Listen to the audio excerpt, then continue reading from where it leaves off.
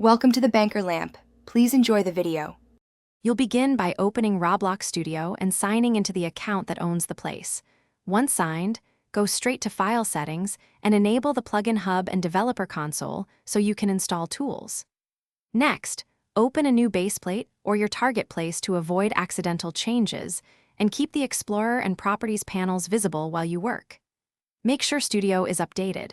Outdated builds block plugins. Now search the Plugin Hub and prepare to install the AI Assistant plugin as the first active step.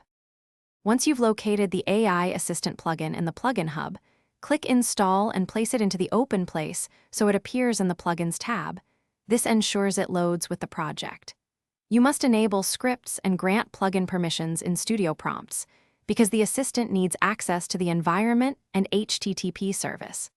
Then open the Plugin Settings panel to paste any required API keys, set model options, response length, and choose whether the assistant runs locally or via a secure server.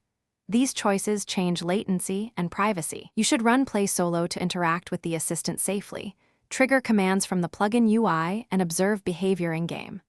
Watch the Output and Developer Console for logs and HTTP responses so you can trace failures, because most problems are permission or key related.